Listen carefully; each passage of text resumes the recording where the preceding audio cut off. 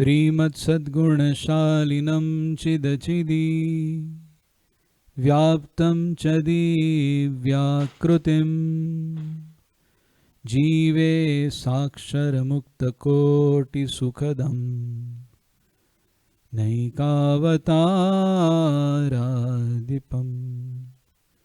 ज्ञेयं श्रीपुरुषोत्तमं मुनिवरेर् वेदादिकीर्त्यं विभो तन्मूलाक्षरयुक्तमेव सहजा नन्दं च वन्दे सदा। श्री स्वामीनारायण भगवाननी जय। अक्षर पुरुषोत्तम महाराजेर जय। गुणातीतानंद स्वामी महाराजेर जय।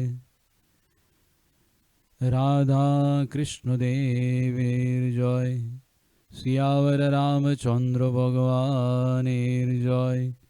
उमापति महादेवेर जय। प्रमुख स्वामी महाराजेर जय। महंत स्वामी महाराजेर जय। प्रमुख स्वामी महाराज शताब्दी महोत्सवेर जय जय जय।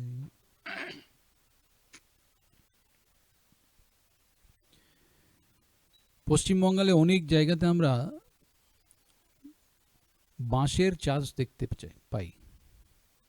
অনেক ছোট ছোট গ্রামে যখন যায় অনেক রকমের বাঁশটা ওইখানে তৈরি হচ্ছে।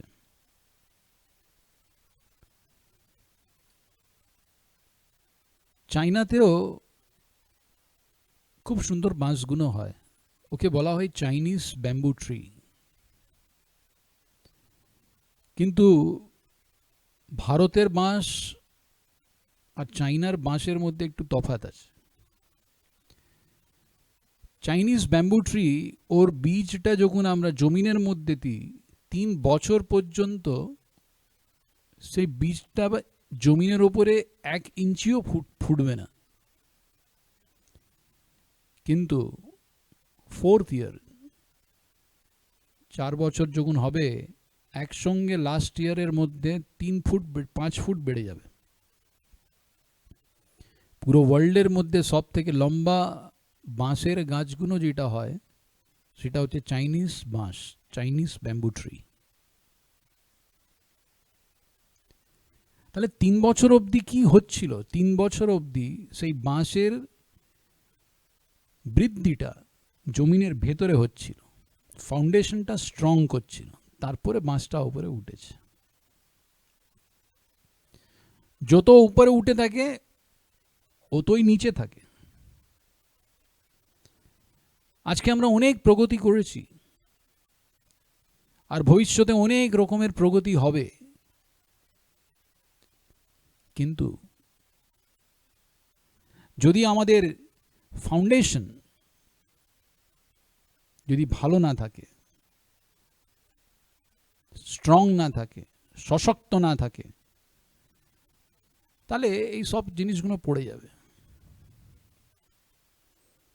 ছোট বাচ্চারা সেই তাস নিয়ে খেলে তো, 3টে তাসের ওপরে আরো একটা তাস রাখলো, ওর উপরে আর 2-3টে তাস সাজালো, বড় বাড়ি তৈরি করে।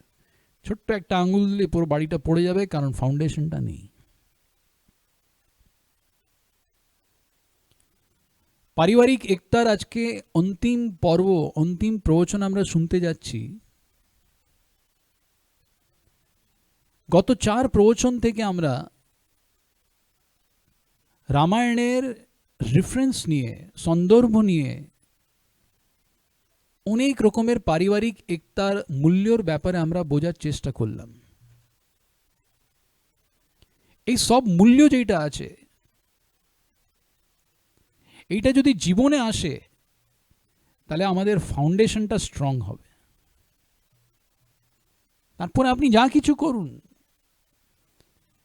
একটা ব্যবসা আছে, 2টো ব্যবসা করুন, বড় বাড়ি করুন, ছেলে মেয়েদের ভালো পড়াশোনা করান, তবেও শান্তি থাকবে যদি এই ফাউন্ডেশনটা ঠিক থাকে। কিন্তু এই পারিবারিক একতার মূল্য যদি আমাদের জীবনে না থাকে, তাহলে সব কিছু পেলেও অশান্তি থাকবে, সেই জিনিসটা আমরা একটু বোঝার চেষ্টা করলাম। অনেক রকমের কথাগুলো আমরা শুনেছি। গত প্রবচনে আমরা শুনলাম যে পারিবারিক একতার কিছু সূক্ষ্ম মাইক্রো লেভেলের ফাইন কিছু গুণ আছে, সেটা আমরা একটু শুনেছিলাম। যে বাড়ির মধ্যে সবার আলাদা আলাদা স্বভাব থাকবে, সেটা স্বীকার করার একটা আমাদের ভাবনা থাকা উচিত। বাড়িতে সবাই বিভিন্ন রকমের লোক থাকে, ওদের সঙ্গে নিয়ে চলতে হবে, এই ভাবনাটা আমাদের জীবনে থাকা উচিত। বাড়িতে অনেক রকমের প্রশ্ন আসবে, ওর মধ্যে যদি সেবা ভাবনা থাকে তাহলে জীবনে শান্তি থাকবে। সেটা গত প্রবচনের মধ্যে আমরা শুনলাম। সেবা যখন হবে ওর মধ্যে কিছু না কিছু ভুলও হতে পারে। যে কোনো লোক, এই পৃথিবীতে এইরকম কোনো লোক নেই যে ভুল না করে। ভগবান আর ভগবানের সাক্ষাৎকার করেছে এরকম সাধু, সে কোনোদিন ভুল করতে পারে না, তবেও উনি নিজের জীবন থেকে দেখায় যে হ্যাঁ ভুল হয়, ভুল হতেই পারে। কিন্তু ভুল বাড়িতে যখন হয় তখন আরো একটা জিনিস আমাদের মনে রাখা উচিত, সেটা হচ্ছে বড় বড় পেট রাখবেন। বড় পেট রাখবেন মানেটা কি? বড় পেট রাখা একটা প্রবাদ আছে, ওর মানেটা হচ্ছে যে বাড়িতে যদি কেউ কিছু খারাপ করে থাকে, ছেলে মেয়ে বৌমা শাশুড়ি শাশু, কিছু না কিছু স্বভাব থাকতে পারে, কিছু ঘটনা ঘটেছে ওর মধ্যে, কিছু ঝগড়া হয়েছে, ওই জিনিসগুলো নিজের পেটের মধ্যে লুকিয়ে রাখবে, মুখ থেকে বাইরে কাউকে বলবেন না। এটাও একটা সিদ্ধান্ত আছে। এইটা যদি আমরা না করতে পারি, বাড়ির মধ্যে আপত্তি আসবেই আসবেই। অনেক আমরা পরিবার দেখেছি নিজের বউয়ের ব্যাপারে অন্য লোককে বলে আমার বউ এরকম করছে, নিজের ছেলেমেয়ের ব্যাপারে অন্য লোককে বলে, নিজের বাবা মার ব্যাপারে অন্য লোককে বলে। আর যখন কথাটা ঘুরতে ঘুরতে প্রতিবেশী আত্মীয়র মধ্যে ছড়িয়ে যায়, তারপরে অশান্তি আরো বেড়ে যায়, ডিভোর্স পর্যন্ত পৌঁছে যায়। বাড়ির মধ্যে যে কোনো ঘটনা ঘটতে পারে, ঝগড়া হতে পারে, কথাগুলো পেটের মধ্যে রাখবেন। বাড়ির যে মেইন লোক আছে ওদের মধ্যে তো এটা থাকা উচিত, সবার জীবনে থাকা উচিত এটা। আপনি দেখুন রাম ভগবানের মধ্যে থেকে অনেক কিছু শেখার আছে। জঙ্গল থেকে যখন এসেছে, রাজা ওর বাবা বলেছে যে 14 বছর বনের মধ্যে যেতে হবে, উনি খোঁজ করেছে, বুঝতে পেরেছে যে কৈকেয়ীকে বর দিয়েছিল, এইবারে মা কৈকেয়ী বলছে যে তোমাকে 14 বছরের বনবাসে যেতে হবে। আমরা জানি যে রাম ভগবান গিয়েছে, আজ্ঞাটা পালন করেছে, কিন্তু 14 বছর পর্যন্ত একদিন এই রকম রামায়ণের মধ্যে গল্পটা আসছে না যে নিজের মা কৈকেয়ীর ব্যাপারে কিছু খারাপ কথা বলেছে, একবারও আলোচনা করিনি। কারণ রাম ভগবানের পেট বড় ছিল। পেট বড় হওয়ার মানে এটা নেই যে বুড়িটা বড় ছিল। কাউয়ের কিছু খারাপ জিনিসটা আছে, স্বভাব আছে, প্রকৃতি আছে, ওইটা নিজের পেটে সামলে রাখা উচিত, কাউকে বলা উচিত নেই, বলা কোনোদিন উচিত নেই। সীতাজির জীবনে দেখুন, গর্ভবতী ছিল, নিজের স্বামী ওকে ছেড়ে দিয়েছে, জঙ্গলের মধ্যে চলে গেছে। জঙ্গলের মধ্যে গিয়ে শুনবেন, এইটা রামায়ণ বলছে যে রাত দিন বাল্মীকি ঋষির আশ্রমে সীতাজি রাম ভগবানের চরিত্রর গান করত, নিজের স্বামীর কথাগুলো সবাইকে বলতো। আজকের দিনে কি হয় আমাকে বলতে হবে না। মানে যে কোনো স্বভাব আমরা দেখি, আমাদের বুদ্ধিতে নাও বুঝতে পারি, আমরা এরকম ভাবতেও পারি যে আমার কোনো এর মধ্যে ভুল নেই, তবেও সামনেওয়ালা যদি কিছু ভুল করে থাকছে সেই জিনিসটা নিজের পেটে ধরে রাখবেন। যদি পরিবারের মধ্যে যার সঙ্গে আমরা কাজ করছি, সেই অফিসে হতে পারে, যে কোনো লোকেদের সঙ্গে, পেটে সামলে রাখবেন। মুখ তোকে কোনোদিন খারাপ কথা বলবেন না, ওর ব্যাপারে কোনোদিন খারাপ কথা বলবেন না, তাহলে দেখুন কীরকম একতা বাড়ে। কিন্তু আমরা ছোট ছোট জিনিসের মধ্যে নিজেরই পরিবারের লোক, নিজেরই এক্সটেন্ডেড মানে কাকা মামা, ওদের কথাগুলো সব জায়গাতে ছড়িয়ে দিই, অশান্তি ছাড়া আর কিছুই থাকতে পারে না। আর এই রকমের যদি স্বভাব হলে ভালো জিনিসের মধ্যেও খারাপ জিনিসটাই দেখবেন, তারপরে এরকম হতে পারে। তাহলে বড় পেট রাখবেন। আমাদের গুরুজি মহন্ত স্বামী মহারাজ, প্রমুখ স্বামী মহারাজ, বড় বড় সাধুদের জীবনটা দেখুন, সবাইয়ের সব কিছুই জানে উনি, কিন্তু কোনোদিন কাউয়ের ব্যাপারে কোনোদিন বলিনি। আমাদের গুরুজি প্রমুখ স্বামী মহারাজ আর আজকে মহন্ত স্বামী মহারাজ কত কত লোকেদের চিঠি রোজ পড়ে। একবার তো আমাদের গুরুজি মহন্ত স্বামী মহারাজ বলেছে যে রোজ 5খানা চিঠি এরকম আসছে যার মধ্যে পরিবারের মধ্যে ডিভোর্স হয়ে যাবে এরকম সিচুয়েশন এসে যাচ্ছে। নিজের চিঠির মধ্যে নিজের বউয়ের ব্যাপারে, নিজের স্বামীর ব্যাপারে, ছেলেমেয়ের ব্যাপারে, নিজের বিজনেসের ব্যাপারে, নিজে কিছু ভুল করে রেখেছে, ওই সব ব্যাপারগুলো চিঠির মধ্যে হয়। কিন্তু চিঠিটা পড়ে আমাদের গুরুজি মহন্ত স্বামী মহারাজ চিঠিটা ছিঁড়ে ফেলে দেয়, ক্ষমা দিয়ে দেয়। কোনোদিন কাউকে ওই হরিভক্তর ব্যাপারে খারাপ কথা তো বলেই না, ভাবেও না, কারণ ওনার পেটটা বড় আছে। ওনার জীবনটা সমুদ্রের মতন, সব নদীগুলো সমুদ্রের মধ্যে চলে যায়, তবেও সমুদ্র নিজের কিনারাটা ভেঙে কোনোদিন জলটা এইদিকে এসে যায় না। বাড়ের সময়টা আলাদা আছে। বেশিরভাগ বাড় আসে নদীতে, দেখবেন সমুদ্রতে বাড় খুব কম আসে। সারা পৃথিবীর সব নদীর জল সমুদ্রতে যাচ্ছে, কিন্তু নদী নিজের পেটটা, সমুদ্র নিজের পেটের মধ্যে সব সামলে নিচ্ছে। জীবনটা এরকম রাখা উচিত, তাহলে পরিবারের মধ্যে একতা থাকবে।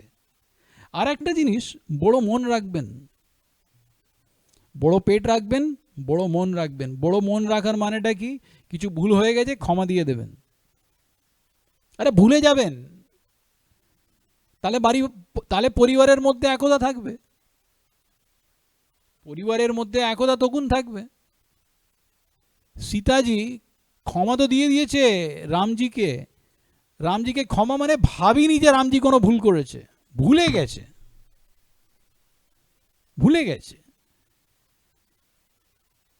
অনেক আমরা জানি সুগ্রীব আর বালির যুদ্ধ হয়েছিল, এর আগে আমরা কথাটা বলেছি। আর তারপরে তারার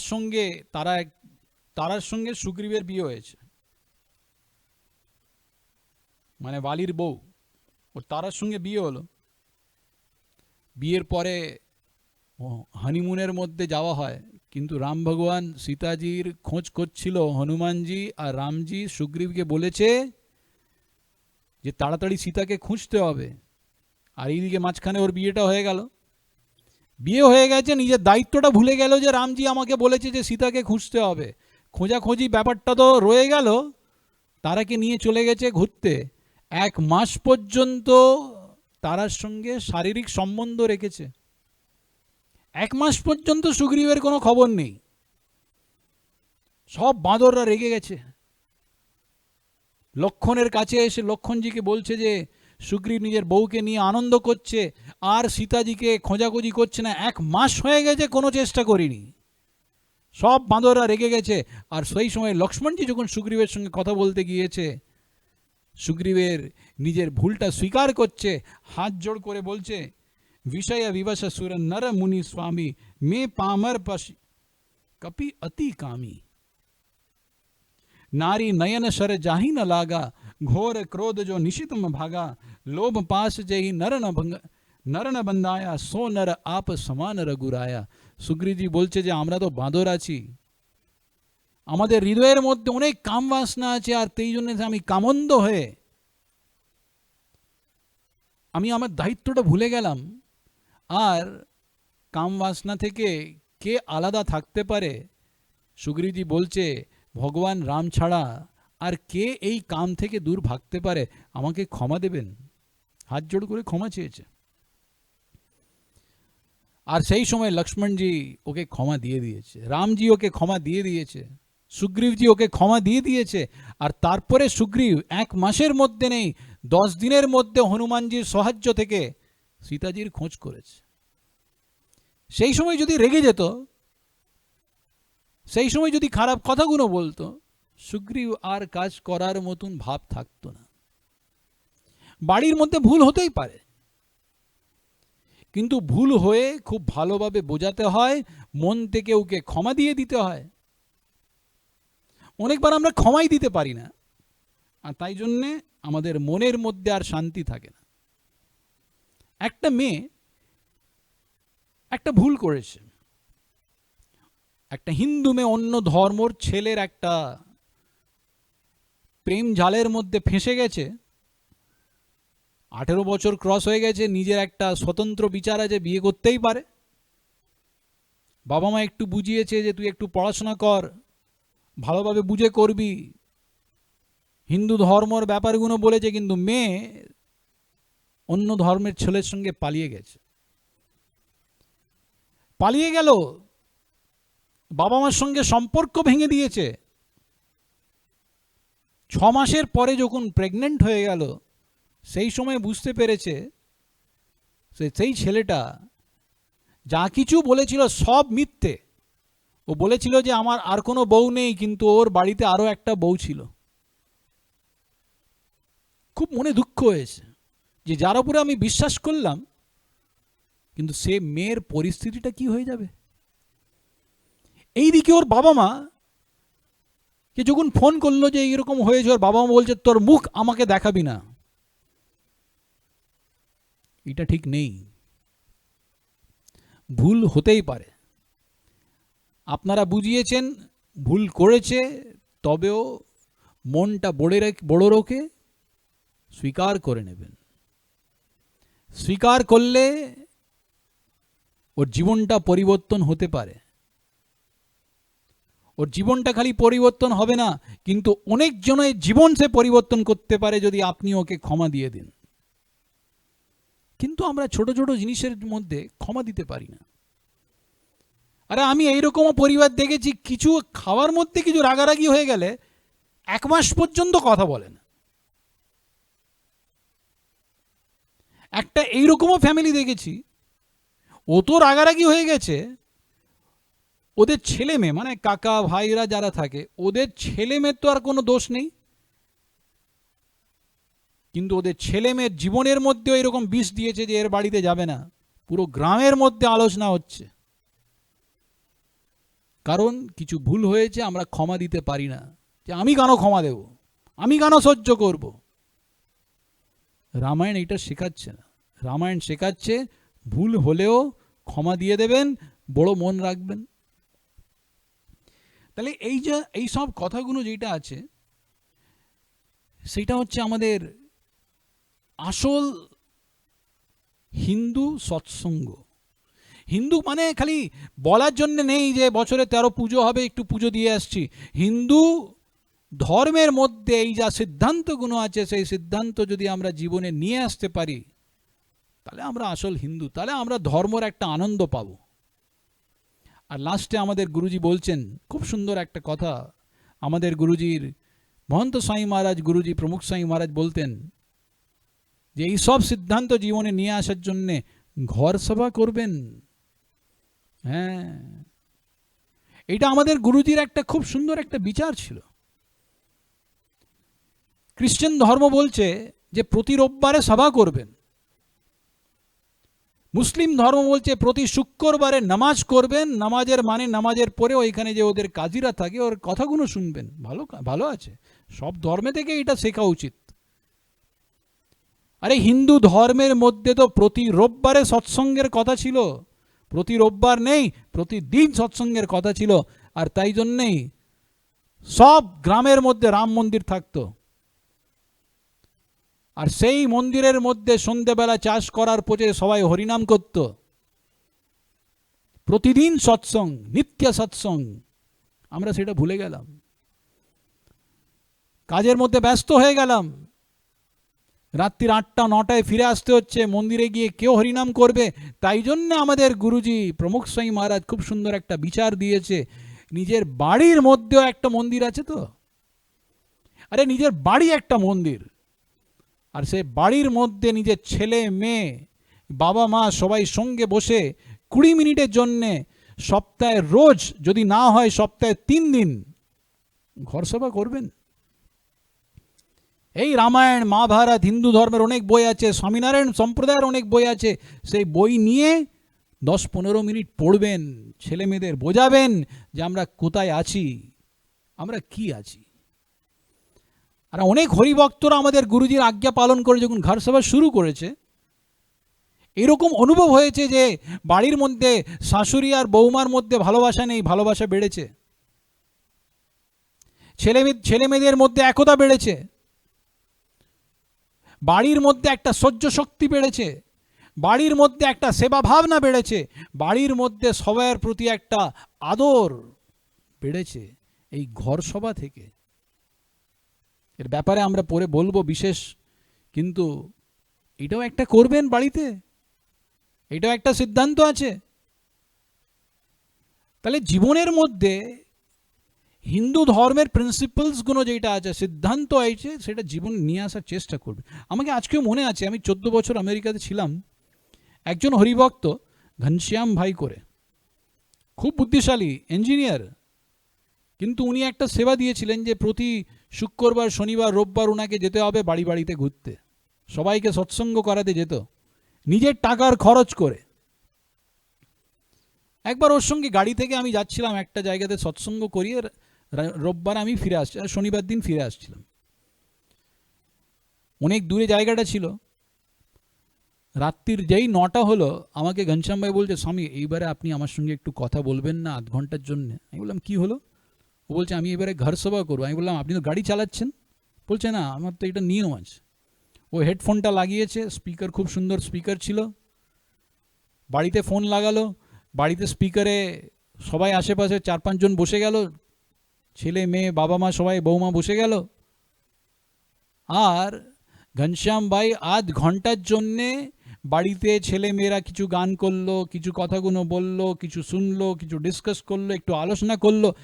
আমাকে খুব আনন্দ হয়েছে। আমি বললাম যে আপনি কত বছর ধরে করছেন? বলছে এই তো 15 বছর ধরে চলে আসছে, একদিন মিস করিনি। আমি বললাম যে কি আপনাকে অনুভব হয়েছে?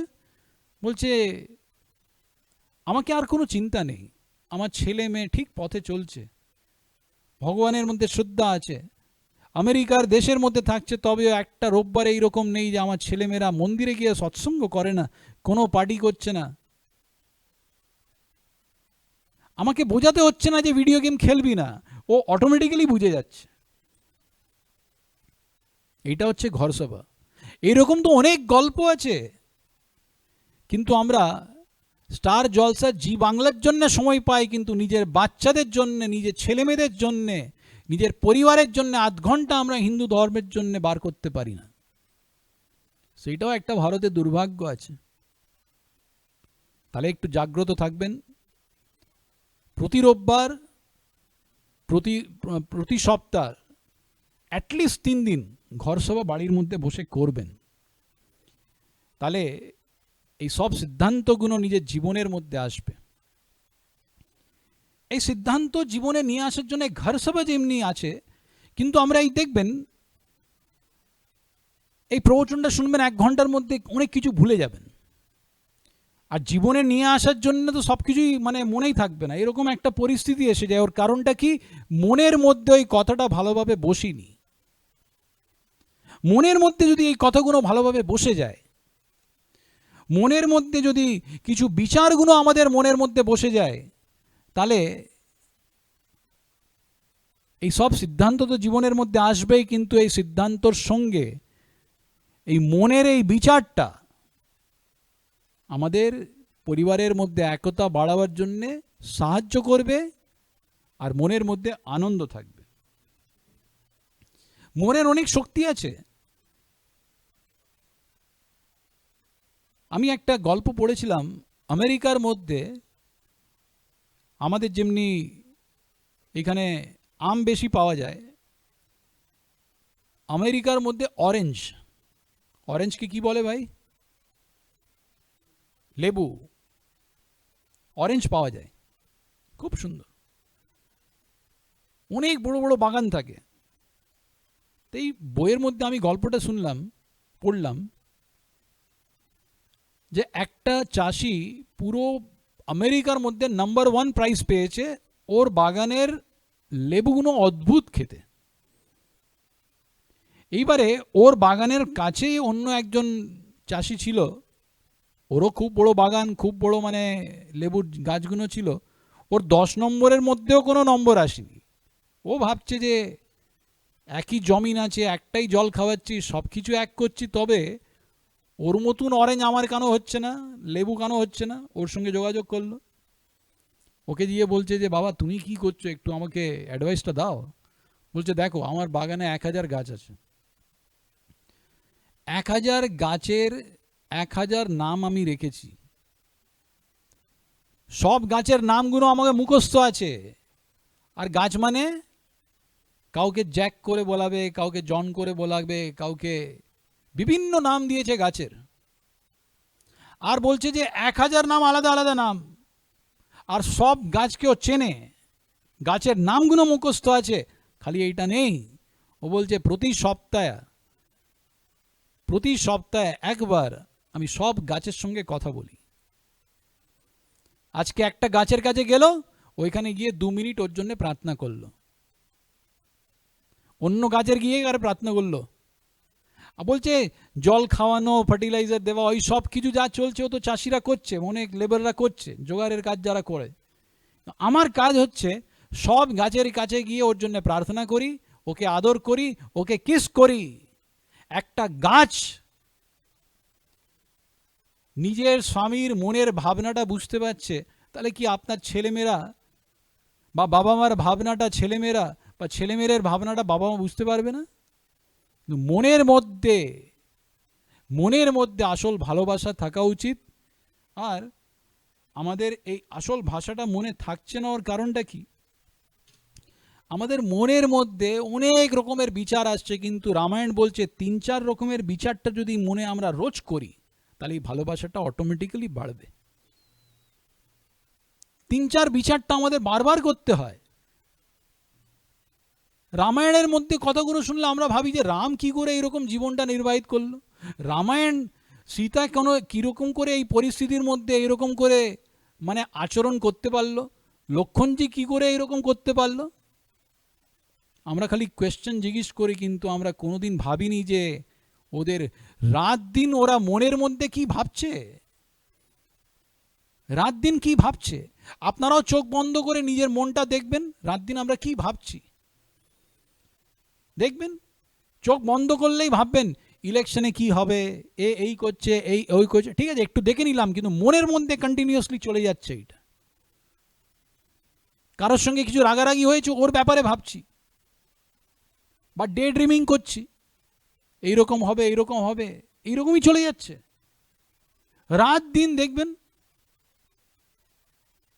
একটা লোক ছিল, কাজকর্ম কিছু কম হলো,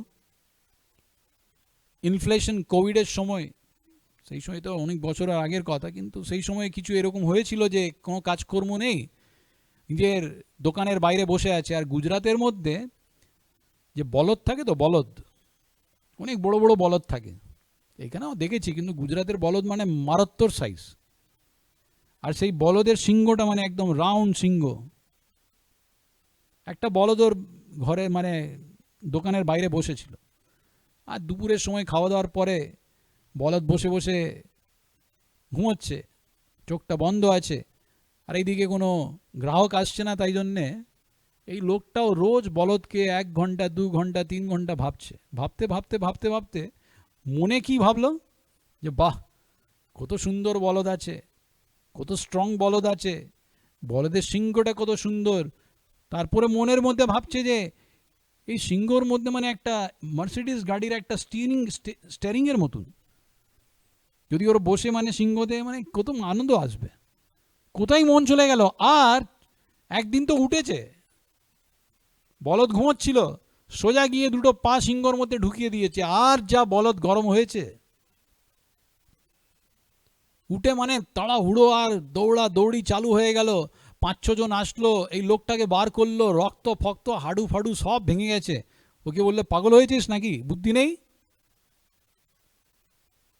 বলদের সিংহর মধ্যে কেউ পা দেয়? কিছু ভাববি তো? ও বলছে হ্যাঁ তো ভেবেছি তো, 6 মাস পর্যন্ত ভেবেছি, তারপরেই পাটা রেখেছি। 6 মাস পর্যন্ত এমনি এমনি ভাবছিল যে বলদের সিংহর মধ্যে পা দিলে কত সুন্দর মজা আসে, আমাদেরও এরকম আছে। দেখবেন চোখটা বন্ধ করলেই বুঝতে পারবেন মনে কি চলছে, যাকে আমরা ডে ড্রিমিং বলি। আমি এইরকম হব, এইরকম হব, এইরকম হব, এইরকম করব, এইরকম করব, আর হঠাৎ দেখছি সবকিছু একসঙ্গে পড়ে গেল। এই সব চলে যাচ্ছে, রাত দিন ওর মধ্যে সব সময় চলে যাচ্ছে। কিন্তু কি ভাবতে হয় সেইটা আমাদের রামায়ণ শেখাচ্ছে, সৎসঙ্গ শেখাচ্ছে। তাহলে কিছু বিচারগুলো ইম্পর্টেন্ট থটস, ওইটা একটু ভাববেন। রামায়ণ একটা প্রথম জিনিস আমাদের শেখাচ্ছে, সেটা হচ্ছে সাংখ্য বিচার। সাংখ্য বিচার, সাংখ্য বিচার মানেটা কি? এই জগৎ নাশবন্ত আছে, একদিন আমরা মরে যাব, কিছুই সঙ্গে নিয়ে যাব না, যে কোনো সময় মরে যাব। এই ভাবটা মনের মধ্যে যদি কন্টিনিউয়াস থাকে, এটা হচ্ছে সাংখ্য বিচার। আমাদের আগে হিন্দু স্কুলের মধ্যে এইগুলো পড়াতে হতো। A for apple, B for bat, C for cat, এইগুলো পড়াতো না। সাংখ্য বিচার, এই শরীর একদিন পড়ে যাবে, তুমিও একদিন পড়ে যাবে, বাড়ি ফাড়ি সব কিছু এখানে রয়ে যাবে, কিছুই সঙ্গে যাবে না, আর যে কোনো সময় পড়ে যেতে পারি, মরে যেতে পারি। তাই জন্যে জীবনের মধ্যে সততার পথে চলবে, ঠাকুরের পথে চলবে, নিজের বাড়ির যা কিছু দায়িত্ব আছে ওর সঙ্গে মনের মধ্যে ঠাকুরের ব্যাপারে ভাববে। কিন্তু সাংখ্য বিচার একটা বিচার আছে, সেটা করতে হয়। রামজি আর সীতাজি, ওদের জীবনের মধ্যে এই বিচারটা ছিল। ওর বাবা মা যখন পড়াশোনা করতে পাঠিয়ে দেয় বশিষ্ঠ ঋষির কাছে, আর সীতাজিকে পাঠালো জনক রাজা নিজের বউকে মানে নিজের মেয়েকে যখন জঙ্গলে পড়তে পাঠিয়েছে, ওর মধ্যে এই জ্ঞানগুলো ওরা সিদ্ধ করেছিল। কাইকেয়ী যখন রামজির কাছে এসে বলছে যে তোমাকে 14 বছর বনের মধ্যে যেতে হবে, আর ভরত রাজা এবারে রাজা হবে, রামজি কি বলছেন দেখুন। আমি একটু সংস্কৃতে আছে, সেটা একটু বলে তারপরে এটা বোঝাবার চেষ্টা করব। वनभुवि तनुमात्र त्राणाम आज्ञापितम में सकल भुवन भारः स्थापि वत्समूर्ति नन तदिह सुकरतायाम आवयोस्तार कीर्तयाम मयि पतति गरियान ते पक्षपातः। কত সুন্দর কথাটা বলছে। রাম ভগবান বলছে, হে মাতা, হে কৈকেয়ী মাতা, আপনি আমাকে বনের মধ্যে যাওয়ার আজ্ঞাটা করলেন, আমার কত বড় ভাগ্য, কত বড় ভাগ্য যে আমার জীবনটা আপনি একদম সরল করে দিয়েছেন। রাজ্যর কোনো ভার আর আমার মাথায় থাকবে না। আর আমাকে আপনি কত আনন্দ দিয়েছেন যে জঙ্গলে গিয়ে আমি ভজন করব, সাধুদের সঙ্গ করব, রাজ্যর কোনো ভার নেই। আর আপনি এই ভারটা ভরতকে দিয়ে দিয়েছেন, এর থেকে বড় আমার কোনো ভাগ্যটা নেই। দেখুন, রাম ভগবান এই রাজ্যকে নিজের একটা ভার মানত, যে ভার মানে দুঃখময়। এই রাজ্য ভারটা একটা দুঃখময় আছে, মা তুমি খুব আমার জীবনটা সরল করে দিলে, সহজ করে দিলে, আর এই দুঃখটা আমাকে নিতে হবে না। দেখুন কি ভাব আছে। সীতাজির কি পরিস্থিতি দেখুন। সীতাজিকে যখন খবর দিয়েছে কৌশল্যা মাতা, রামজির মা, এসে বলছে যে এবারে রামজি জঙ্গলে যাবে, কিন্তু তোমাকে যেতে হবে না, কারণ এই অভিশাপটা তো খালি রামজির জন্য আছে, তুমি এইখানে থাকবে। সীতাজি হাত জোড় করে বলছে আমি তো রামজির সঙ্গে যেতে চাই। কৌশল্যা বলছে ওইখানে জঙ্গলের মধ্যে তো যদি তুমি যাও তাহলে এই গয়নাগুলো পরতে পারবে না, কোনো ভালো কাপড় পরতে পারবে না, পায়ে কোনো জুতো পরতে পারবে না, কোনো খাবার জিনিসগুলো সঙ্গে রাখতে পারবে না, তোমার সঙ্গে কোনো দাস বা দাসী কোনো যেতে পারবে না, রাত দিন নিজে রান্না করতে হবে, নিজে ভিক্ষা চাইতে হবে। তবে সীতাজি কি বললেন দেখুন, সীতাজি বলছে ভোগ রোগ সমভূষণ ভারু जम जात न सरिस संसार प्राण नाथ तुम जिनु जग माही तुम बिनु जग माही मो कहूं सुखद कतु कछु नाही। সীতাজি বলছে মা তুমি আমাকে বলছো এইসব কথাগুলো বলছো, ভোগ রোগ সমভূষণ ভারু, এই গয়নাগুলো, এই ভোগ খাওয়ার জিনিসগুলো, ওকে তো আমি রোগ মানছি, কিচ্ছুই আমাকে লাগবে না, যমযাতনার মতন আমি এটা ভাবছি। যমদূত যেই রকম আমাদের মারবে, যা দুঃখটা পাবো, এই লোকের এই ভোগগুলো খাওয়ার জিনিসগুলো আমি যমদূত মারছে এইরকম দেখছি। আমার স্বামী ছাড়া এই জীবনের মধ্যে আর কোনো সুখ নেই, মা আমাকে যেতে দাও। এটা খালি বলার জন্য বলিনি, হৃদয় থেকে মানতো। আরে একদিন অভিযোগ করিনি সীতাজি রামজিকে যে তুমি তো অনেক শক্তি আছে, তুমি আজকে আমাকে পিজা খাওয়ার ইচ্ছে হয়েছে, চোখ বন্ধ করে তুমি নিজের শক্তিটা ইউজ করে ডমিনোস থেকে পিজা নিয়ে আসো। তুমি খালি একটা সংকল্প করো আর একসঙ্গে খাওয়াগুলো এসে যাবে। একবার নিজের স্বামীকে এরকম সংকল্প করিনি, কথাটা বলিনি। যা ভিক্ষা চাইতে যেত, গাছ থেকে যা পড়তো সেই নিয়ে সীতা ঘর চালিয়ে নিত, কারণ সে মানত ভোগ রোগ সমান জানু। এই ভোগ রোগ সম ভূষণ ভারু, এই সব জগতের যা কিছু খাওয়া দাওয়া থাকার সব ব্যবস্থা, ওকে আমি রোগ মানছি, বিষ মানছি, এরকম সীতাজির ভাবনা ছিল। তাহলে সীতাজির মনের মধ্যেও সাংখ্য বিচার ছিল। সীতাজির জীবনে এরকম ছিল কারণ ওর বাবা এরকম ছিল, জনক রাজা, ওর মনের মধ্যেও সাংখ্য বিচার। কিরকম জনক রাজা ছিল? ৮৮,০০০ সাধুরা ভোর সকালে প্রবচন শুনতে আসতো জনক রাজার দরবারের মধ্যে, আর সেই সময় সুখজি প্রবচন করত।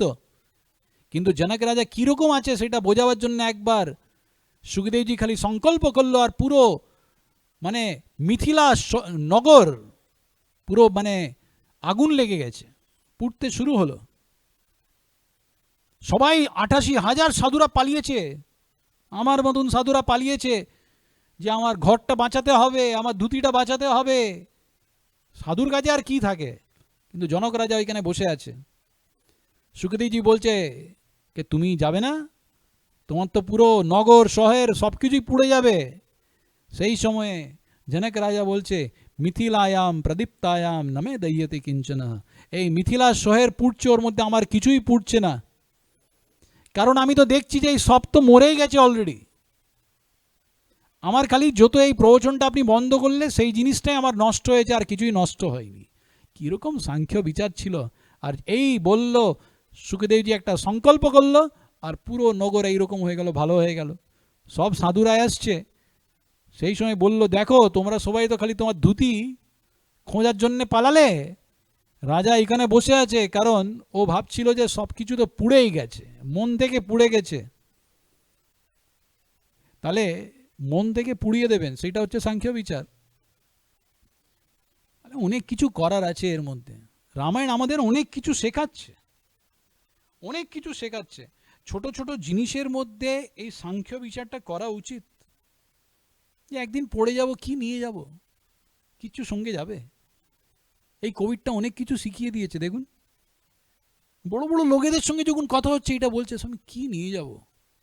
এই ১.৫ বছর ধরে বাড়িতে বসে আছি, সেটাই ভাবছি যে হঠাৎ যদি মরে যাই কি নিয়ে যাব সঙ্গে? কিছুই সঙ্গে যাবে না। তাহলে ছোট ছোট জিনিস নিয়ে কি কান্নাকাটি করছেন? আরে বাড়িতে খেতে বসলেন, খাওয়ার মধ্যে একটু নুম কম হলো, আর বাড়ির মধ্যে মানে রাগারাগি মারামারি হয়ে যায়। আরে একদিনের খাওয়াটা ছেড়ে দিন না। সীতাজি ১৪ বছর ছেড়ে দিয়েছে। একদিনের জন্য ভাবুন যে এটা খাওয়াটা খাচ্ছি সেটাও তো একদিন নষ্ট হবে। আরে রসগোল্লা খাবেন তবেও পেছন থেকে পায়খানা ভালোভাবেই বেরোবে, লুচি আলুদম খেলেও পায়খানা হবে। তাহলে আপনি বলবেন যে রসগোল্লার পায়খানাটাতে একটু মিষ্টি, একটু বাড়িতে রাখলে ভালো ফ্রিজের মধ্যে।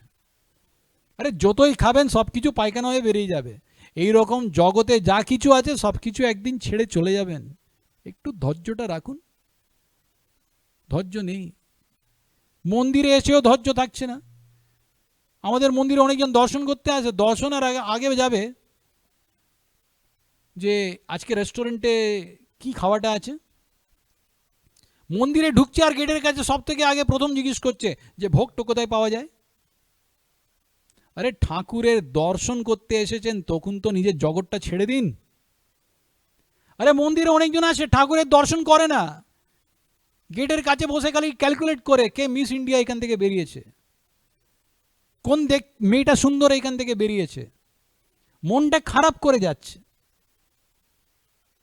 তাহলে ঠাকুরের মন্দিরে এসে জগৎকে একটু ছেড়ে দিন, জগৎকে ভুলে যান। আর বাড়ির মধ্যেও ছোট ছোট যখন গল্পটা হবে তখন ওই সব ছেড়ে দিন, ভুলে যান। হয় এটা হয়, জগৎ আছে, এর মধ্যে কেউ মরে যাবে, কেউ বেঁচে যাবে, কিছু কষ্ট আসবে, দুঃখ আসবে, ওই নিয়ে খালি দুঃখিত থাকবেন না। তাহলে রামায়ণ আমাদের এটা শেখাচ্ছে, রোজ 5 মিনিট সাংখ্য বিচার করা উচিত। রোজ চোখ বন্ধ করে দিনে 5 বার বা 1 বার ভাববেন যে আমি মরে যাচ্ছি, মরে গেলাম, সব কিছু একদিন চলে যাবে, এইরকম ভাবুন একটা। আমাদের একজন হরিভক্ত আছে, অরুণ ভাই করে সংযোজক আছে, খুব বড় হরিভক্ত। ওর ছেলে আমেরিকাতে থাকে, জয়েন্দ্রা করে, খুব বড় সেবা করে ওইখানে। আজ থেকে প্রায় আমি জানি না 5-6 বছর, মানে 5-6 বছর না, 8-10 বছর আগে ওর বউয়ের একটা অপারেশন হয়েছে, হার্টের একটা ওয়ালভের একটা প্রবলেম ছিল। ডাক্তাররা বলেছে যে অপারেশনটা তো করবেন কিন্তু 30% চান্স আছে যে অপারেশন সাকসেস নাও হয়, মরেও যেতে পারে। গুরুজির আশীর্বাদ করিয়েছে, গুরুজি বলছে ভগবানের ওপরে ছেড়ে দাও, সব কিছু ভালো হবে, অপারেশন করো। আর বৌমা যখন অপারেশনে যাচ্ছে, ওর একদিন আগে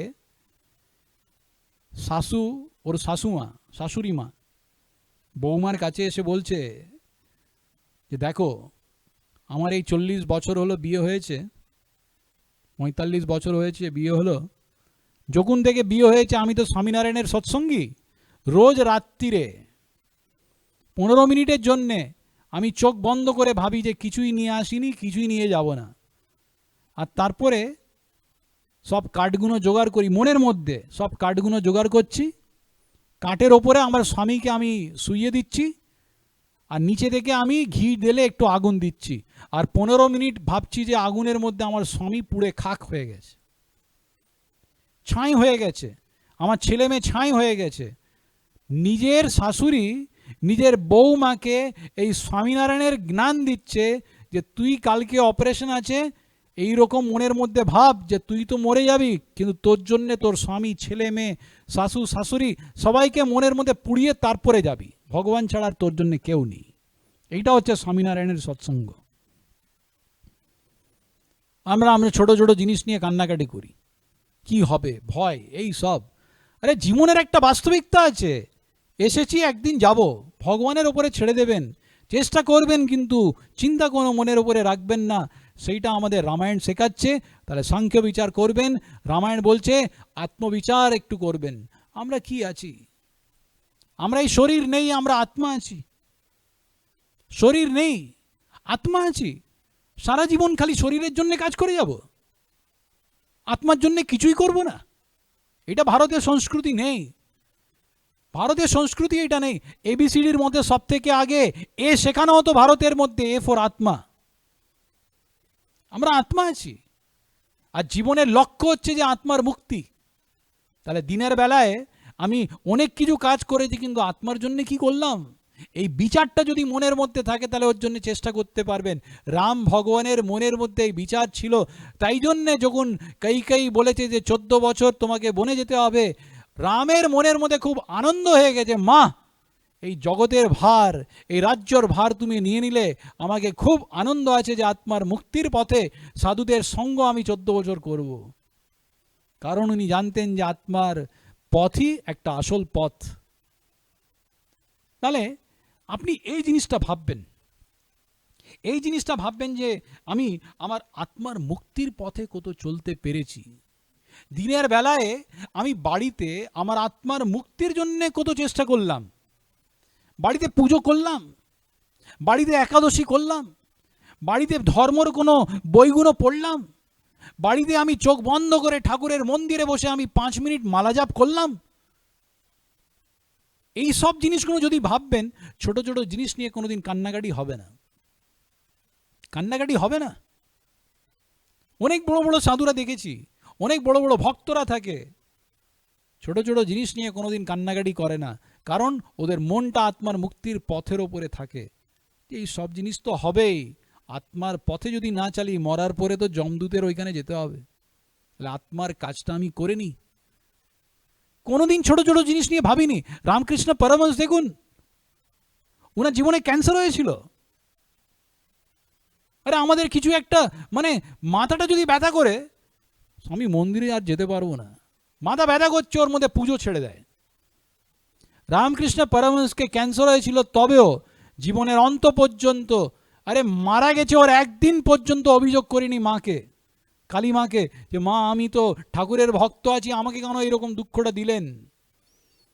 উনি ভাবতেন যে আমি তো আত্মা আছি, এই শরীরের আসক্তি দূর করার জন্যেই মা আমাকে শরীরে এই রোগ দিয়েছে। আত্মার মুক্তির পথ, আমরা শরীর নেই, আমরা আত্মা আছি। আমাদের গুরুজি মহন্ত স্বামী মহারাজ, প্রমুখ স্বামী মহারাজ সারা জীবন এই ভাবনাটা নিয়ে চলেছে, তাই জন্য পরিবারের মধ্যে একতা রাখতে পেরেছে। শরীরের দুঃখের ব্যাপারে কোনোদিন ভাবিনি, আত্মার জন্যই চেষ্টা করে গেছে।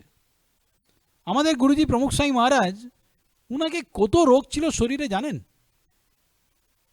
83-তে উনার হার্ট অ্যাটাক এসেছে, উনার গল ব্লাডারটা বার করে নিয়েছে, উনার এই থাই কোমরের অপারেশন হয়েছে, উনার শোল্ডারে ও ব্যথা, খুব ব্যথা হতো, উনার পুরো দন্ত 32 বার করে দিয়েছে, উনার চোখের অপারেশন হয়েছে, উনার জীবনের মধ্যে 17খানা রোগ ছিল, কিন্তু কোনোদিন রোগের জন্য অভিযোগ করিনি। আর হাসতে হাসতে জীবন কাটিয়ে দিয়েছে, হাসতে হাসতে কাটিয়ে দিয়েছে। ও তো নেই, কিন্তু 15 বছর 16 ঘন্টা অবধি সেবা করেছে সমাজের। আমাদের তো একটু শরীর খারাপ হলে পুরো গাড়িটা গ্যারেজে পাঠিয়ে দিই, বেশি গাড়িটাকে গ্যারেজে রাখলেও গাড়ি খারাপ হয়ে যায়, জানেন, গাড়িটাকে চালাতে হয়। তাহলে যদি হিন্দু ধর্মের পথে যদি না চালি, গাড়ি আরও খারাপ হয়ে যাবে। খালি বাড়িতে বসে বসে খালি স্টার জলসা, জি বাংলা আর সেই সিনেমা দেখবো, মন্দিরে যাব না, এই সব কিছু করবো না, গাড়ি আরও খারাপ হবে, মনটা আরও খারাপ হবে।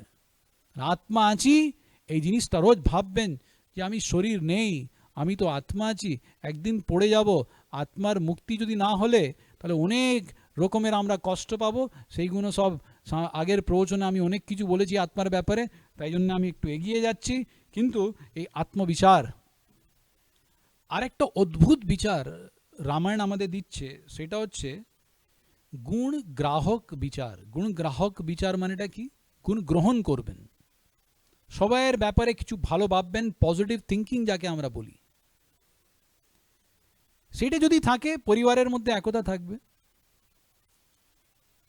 একটাই গল্প খালি বলবো, রাম ভগবান দেখুন 14 বছর বনের মধ্যে কত কষ্ট পেয়েছে, জঙ্গলে, কোনো খাওয়া দাওয়া ভালো ছিল না, ভালো কাপড় পরতে পারিনি, জুতো ছিল না, কোনো ঘর ছিল না, কোনো সেবক ছিল না, নিজে রোজ ভিক্ষা চাইতে যেতে হতো, গাছ থেকে ফল টল জোগাড় করতে যেতে হতো, নিজের বউকে নিয়ে গেছে রাবণ, ওর জন্যে কত কষ্ট করতে হয়েছে।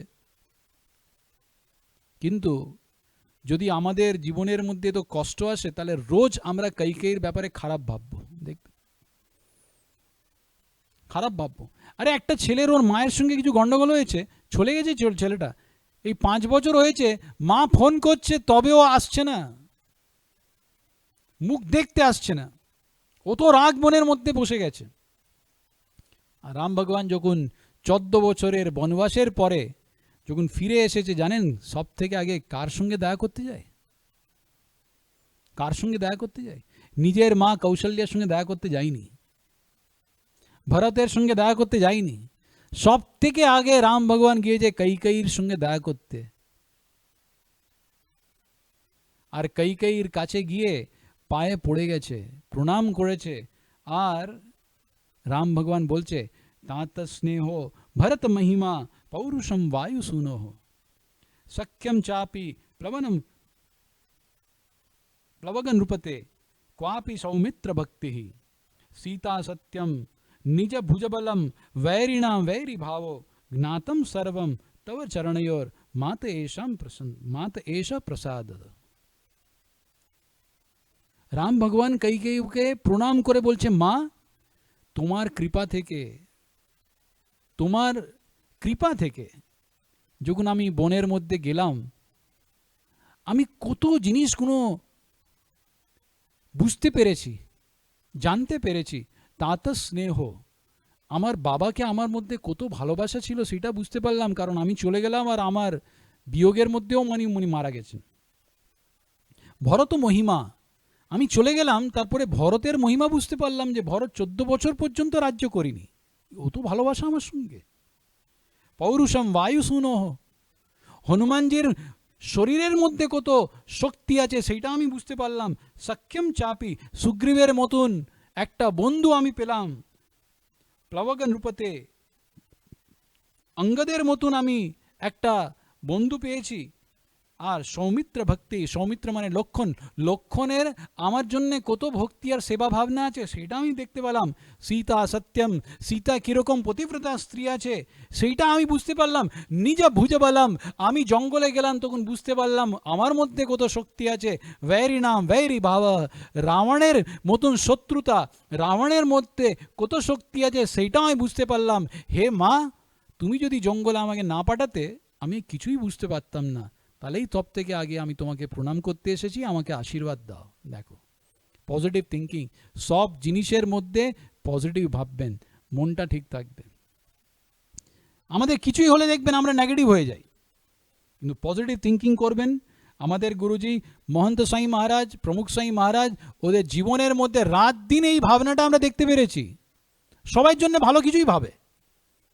আমাদের গুরুজি মহন্ত সাই মহারাজ কোনোদিন কাউয়ের ব্যাপারে কোনোদিন খারাপ ভাবিনি, ভাবতেই পারে না।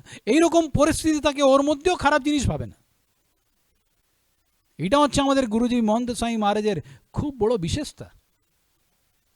একবার আমরা খেতে বসেছিলাম, খাওয়ার মধ্যে অনেক রকমের সব আমেরিকার মধ্যে জিনিসগুলো ছিল। আমি আমাদের গুরুজি মহন্ত সাই মহারাজের কাছেই বসেছিলাম, সেই সময় উনি গুরুজি ছিলেন না।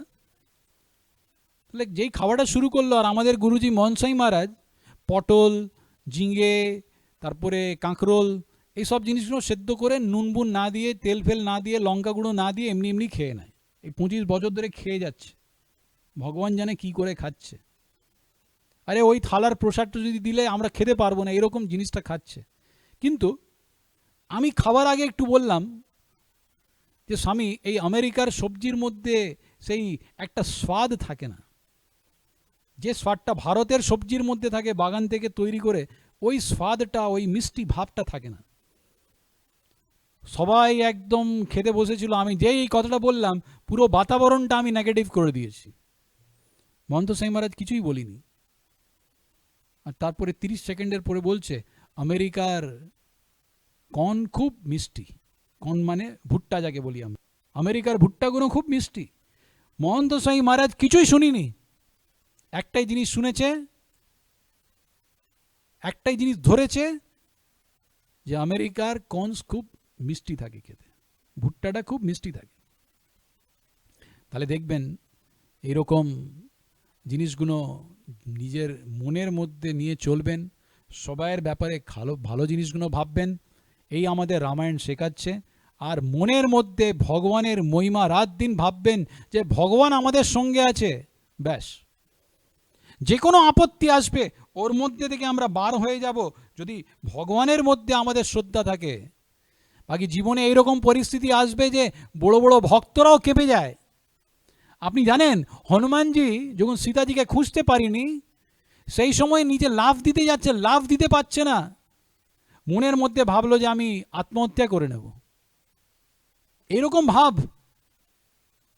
কিন্তু সেই সময়ে যখন ভগবান রামের ব্যাপারে ভেবেছে, মনে একটা শক্তি এসে গেছে যে আমার স্বামী এত বড় আছে, তাহলে আমার মধ্যে আমি কেন ভয় রাখতে পারি, ফিরে একটা আনন্দ এসে গেছে। সীতাজির কত দুঃখ হয়েছে, তবেও ভগবান রামের মধ্যে ভালোবাসা ছিল, শ্রদ্ধা ছিল, তাহলে নিজের জীবনের অন্ত পর্যন্ত আনন্দে জীবন কাটিয়ে দিয়েছে। অনেক রকমের আপত্তির মধ্যে যদি ভগবানের মধ্যে শ্রদ্ধা থাকে, তাহলে আমাদের আর কোনো আপত্তি মনের মধ্যে আসবে না।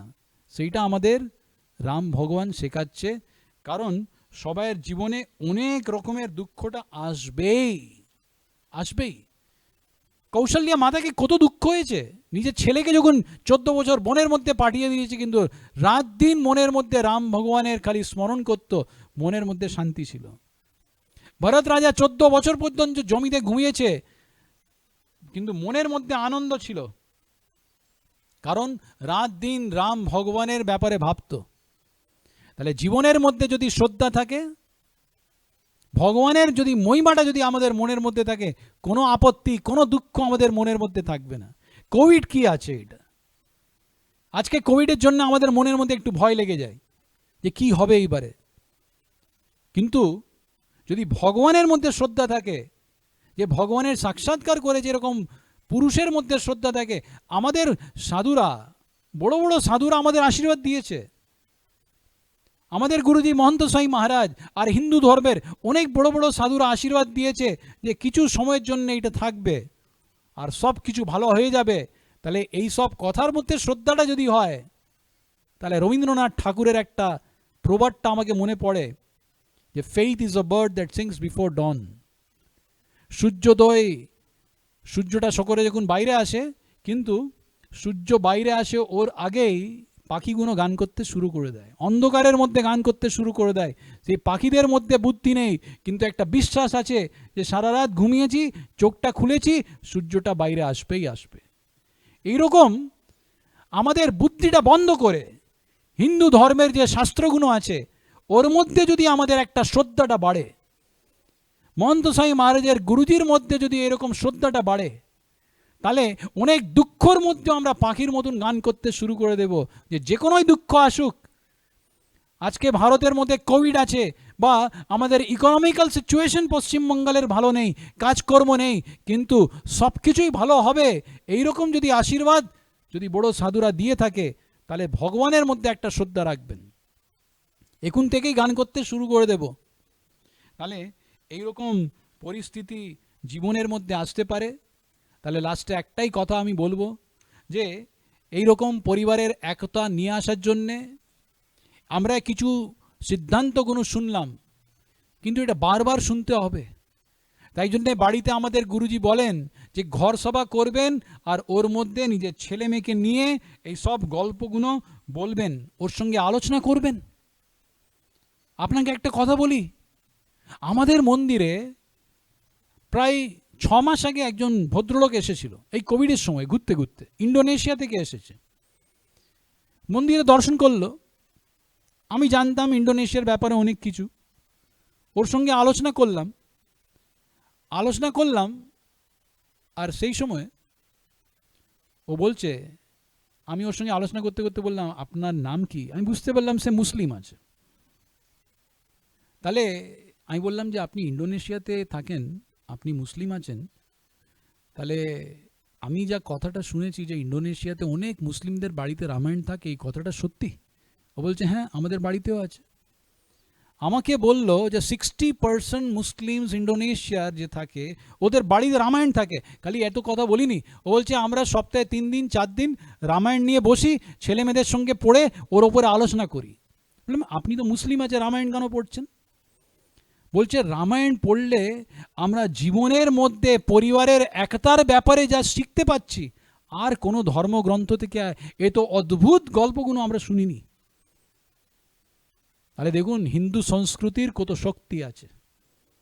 আরে সব ধর্মের মধ্যে ভালো ভালো জিনিসগুলো থাকে, সে খ্রিস্টান থাকতে পারে, মুসলিম থাকতে পারে, হিন্দু থাকতে পারে, কিন্তু আমরা হিন্দু আছি, আমাদের শাস্ত্রের মধ্যে কত অদ্ভুত জিনিসগুলো পড়ে আছে। বাড়িতে ঘর সভা করবেন, নিজের ছেলে মেয়েদের সঙ্গে বসবেন, আর বসে এই সব আলোচনা করলে দেখবেন একটা জীবন একটা আলাদা হয়ে যাবে, জীবনের মধ্যে একটা আলাদা আনন্দ হয়ে যাবে, আর একটা একতা বাড়বে।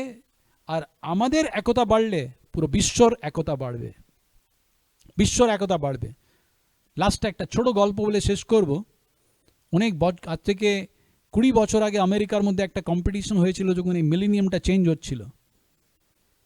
কম্পিটিশনের মধ্যে পুরো আমেরিকার মধ্যে একটা খবর পাঠিয়েছে যে এসে কম্পিটিশন, একটা এসে লিখতে হবে, একটা নিবন্ধ যাকে বলি আমরা লিখতে হবে। আর এসে কম্পিটিশনের হেডিং ছিল যে how can you improve America, আমেরিকাকে কি করে আরো ভালো দেশ বানাতে পারি। অনেক লোকেরা অনেক কিছু লিখেছে, অনেক লোকেরা 10খানা কাগজে লিখেছে, কোনোজন মানে একটা বই লিখে দিয়েছে। প্রাইজ পেয়েছে একটা ছেলে, ওর 8 বছরের বয়স, 12 বছরের বয়স। কাগজে খালি 3টে বাক্য লিখেছিল, ফার্স্ট প্রাইজ পেয়েছে।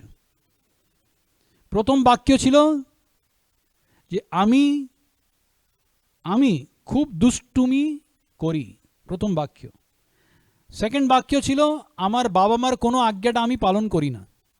আর থার্ড বাক্যটা ছিল আমেরিকাকে ভালো করার জন্যে আমি চেষ্টা করব যে আমার বাবা মার আজ্ঞাটা পালন করে আমার জীবনটা আমি চেঞ্জ করতে পারি। ফার্স্ট প্রাইজ পেয়েছে।